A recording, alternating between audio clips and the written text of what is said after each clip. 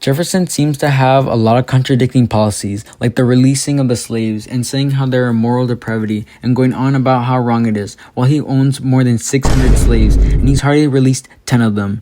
While more we're talking about moral, let us not forget where Jeffersons are, which are that the blacks are inferior in odor, hair, emotion, and overall reason. But do we really want someone who has contradicting views and overall has biased opinions and policies that change like the wind? And while we're talking about slavery, let's not forget about Jefferson's affair with his late wife's half-sister, Sally Hennings, ultimately resulting in the birth of his mixed-race children. How are we to not only forgive such an inconceivable act, but to see our president as someone who would so willingly commit adultery and abuse his power to make other people bend to his will?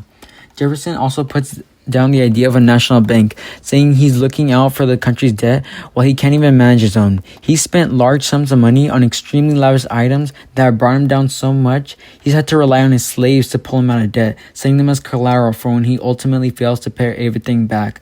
How is a person going to run a country when he can't even run his own finances? How are you to trust someone so irresponsible with their spending habits? Do we really want a president like this? It's not far off to say that Jefferson is going on to commit other contradictions regarding the Constitution, which he so dearly loves and abides by. More importantly, he's the type of person to go against his own beliefs and the Constitution by overstating his power to expand the U.S. territory to bring in more land to the U.S. We don't want someone who has policies that change as fast as he makes them, someone who has convenient policies when times arise. One could even say that Jefferson tries to fix things, he only ends up creating more problems. And it's not very hard to imagine a scene where he tries to stop tribute payments and tries to show that peace can handle everything. But of course, this will most likely end in him overstepping and contradicting his policies on federal government by using his power and ordering large-scale military operations to stop those efforts of those who order the payments. Again, we can see clear as day how fast and loose Jefferson likes to use the Constitution and go against his own weak policies of letting the states handle their own problems.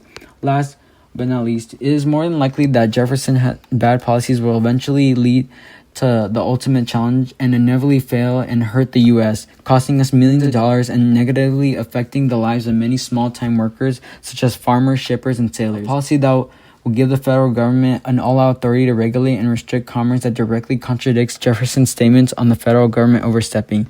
There's no way we can have a president that so evidently fails time and time again to do right by the U.S. and someone who fails to give us solid policies and fails to rightfully stand by them till the very end.